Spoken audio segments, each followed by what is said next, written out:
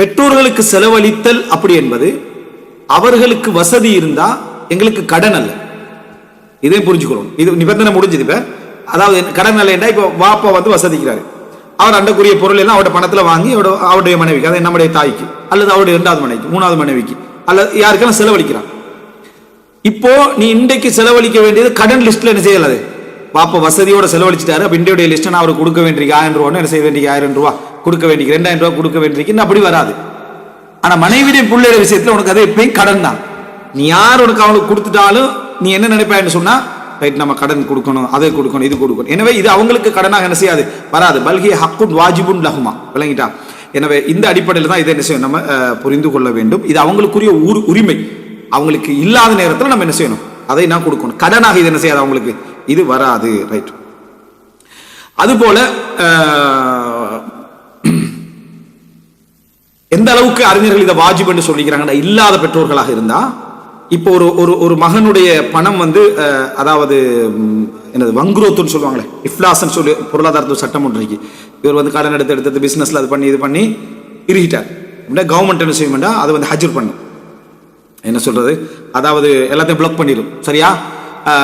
இது பண்ணிட்டு அதுல இருந்து என்ன செய்யும், கவர்மெண்ட் கடன்காரர்களுக்கு என்ன செய்யும், எடுத்து கொடுக்கும். இவனுக்கு இவ்வளவு கொடு, இவனுக்கு இவ்வளவு கொடு, இதாக பெர்சன்டேஜ் அடிப்படையில் ஒருத்தனுக்கு எவ்வளவு கடன் எடுத்துக்கு அதுக்கேற்ற பெர்சன்டேஜுக்கு வேறுபடி கொடுத்துக்கின்றீங்க. இந்த கட்டத்திலும் அந்த கவர்மெண்ட் வந்து அதை வந்து பிடிச்சி வச்சிக்கக்கூடிய அந்த பணத்திலிருந்து பெற்றோர்களுக்கு அவங்க ஏழைகளாக என்ன செய்யணும், செலவழிக்கணும். அவருடைய மனைவிக்கு பிள்ளைகளுக்கு என்ன செய்யணும், செலவழிச்சுட்டு மற்றதெல்லாம் பிளாக் தான், ரைட்டா, சீஸ் பண்றது. சரியா?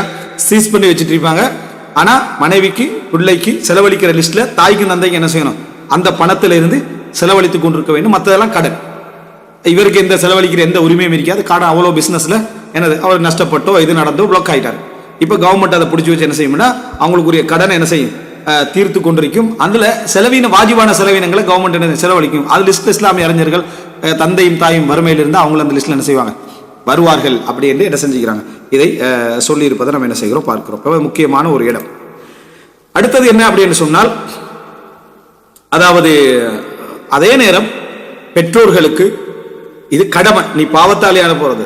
ஆனா அல்ஹம்துலில்லாஹ் இன்றைக்குள்ள நிறைய பிள்ளைகள் வந்து என்ன அப்படி எதுவுமே என்ன செய்யறது இல்லை, பார்க்கறது இல்லை. பெற்றோர்களுக்கு ஒரு பகுதியை ஒதுக்கி வச்சுக்கிறாங்க. மாதாந்தம் ஒரு 10,000 ஒரு 5,000 அப்படி அவங்களுக்கு அதையும் கொடுத்துட்டு, அவங்களுக்கு அதெல்லாம அவங்களுடைய கரண்ட் பில் விஷயங்கள், தண்ணி பில் விஷயங்கள், மருத்துவ விஷயங்கள், அவங்களுடைய செலவுகள் எல்லாம் வந்து கஷ்டத்தில் உள்ளவங்களும் பார்க்குறாங்க, ஒரு நல்ல முறையில் ஒரு வசதியில் உள்ளவங்களும் என்ன செய்யறாங்க, பார்க்குறாங்க. அப்படி பார்க்கக்கூடியவங்களா இருக்கிறாங்கன்றத பார்க்குறோம். ரைட். ஆனால் ஒரு மிக முக்கியமான பகுதி, பெற்றோர்கள் வந்து தங்களோட ஆசைகளையும் தங்களுடைய உணர்வுகளையும் நான் ஏற்கனவே சொன்ன மாதிரி வெளிப்படையாக எல்லாத்தையும் சொல்லி கண்டிக்க மாட்டாங்க. வெளிப்படையாக சொல்றது உங்களுக்கு கஷ்டத்தை ஏற்படுத்தும் என்று ஒன்றென்று சொல்லுவாங்க.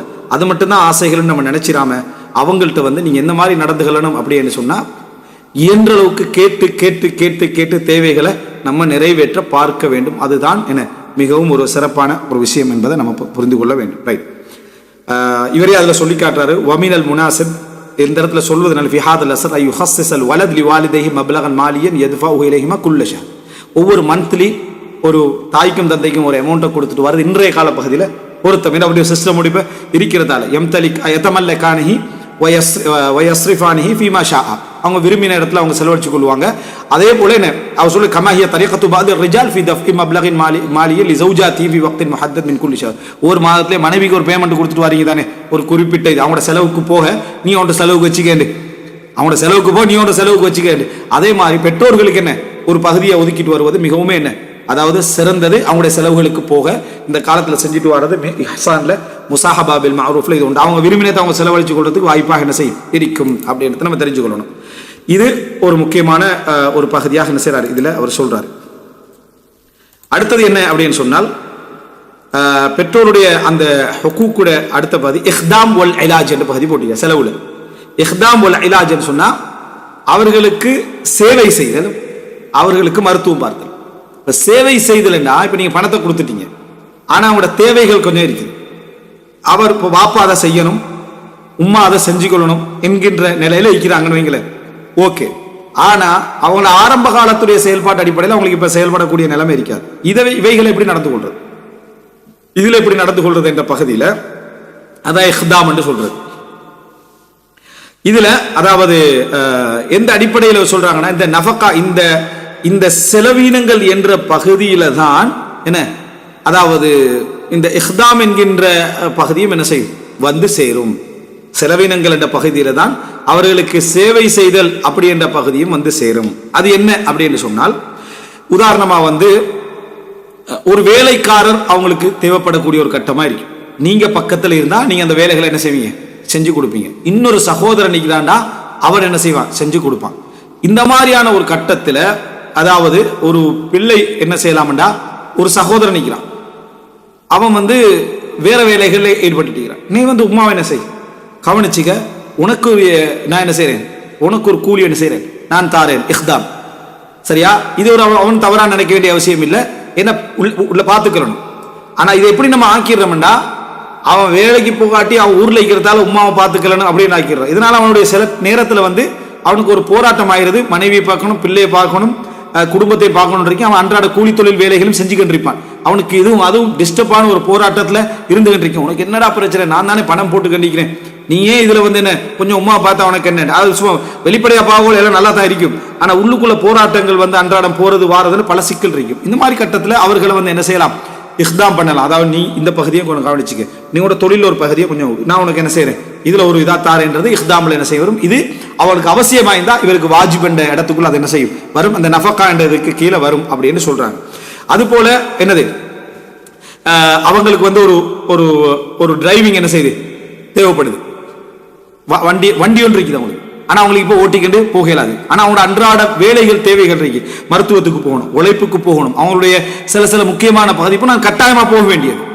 இவைகளுக்கு உங்களுக்கு வசதி இருந்தா அவருக்கு ஒரு டிரைவரை ஏற்பாடு செஞ்சு கொடுக்கிறது உங்களோட வாஜிபுகள்ல வரும்னு அறிஞர்கள் சொல்றாங்க.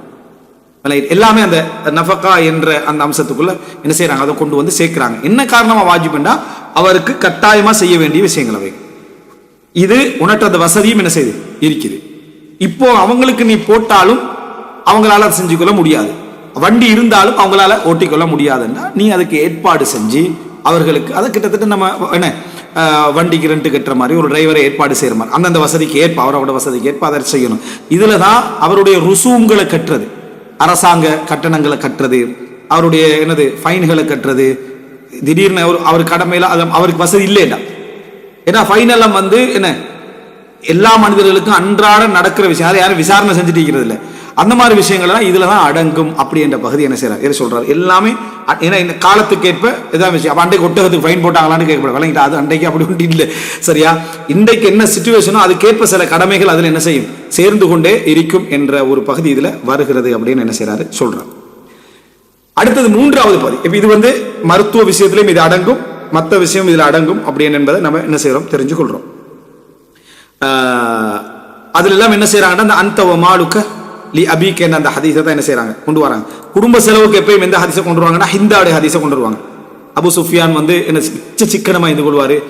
சரியா? அந்த ஷஹீஹ்னு சொன்னா அந்த இடத்துல கஞ்சன்ற அர்த்தம் இல்லை, கணக்கு பார்த்து அந்த இதை, அதனால கணக்கு மிச்சம் பார்த்தா கஞ்ச போர்டர் தானே இது. சரியா? கணக்கு வந்து மிச்சம் பார்த்துட்டோம்னு சொன்னா கணக்கு அதுல தான் நிற்போம், அந்த போர்டர்ல தான் நிற்போம். அந்த போர்டர்ல நின்றா சில டைம்ல நமக்கு பல செலவுகள் என்ன செய்யாது விளங்காது.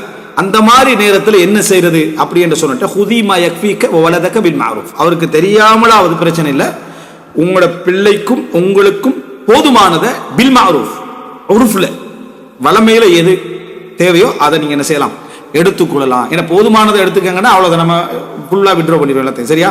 அதனால மா யக்ஃபீக பில் மஅரூஃப். சரியா? எது அண்டைக்கு முழுசா ஒருத்தருக்கு தேவை இருக்குதோ அது போதுமானதுன்னா அண்டைக்கு போதுமானது. அல்லது நீங்க வளமையில ஒரு செட்டா எடுப்பீங்க, ஒரு 1 வீக்கு போதுமானது, போதுமான கிட்டத்தட்ட 2-3-4 வருஷத்துக்கு போதாது அப்படி எடுக்கவும் இயலாது. ஹதீஸ பில் மஅரூஃப்னா அந்த நீங்க வளமை ஒன்று இவர் மந்த்லி தான் என்ன செய்யற பர்ச்சேஸ் பண்ணணும், அந்த வளமைக்குரிய மாதிரி, வீக்லினா அந்த மாதிரி, டெய்லினா அதுக்கேற்ற மாதிரி, அந்த மாதிரி என்ன செய்யணும் நம்ம எடுத்துக்கொள்ள வேண்டும். அடுத்தது என்ன அப்படின்னு சொன்னால், அப்ப மருத்துவம் அதுல வழங்கும், அதுக்கு அந்த காயிதா, இதுக்கு இந்த ஹதீஸ் காயிதா.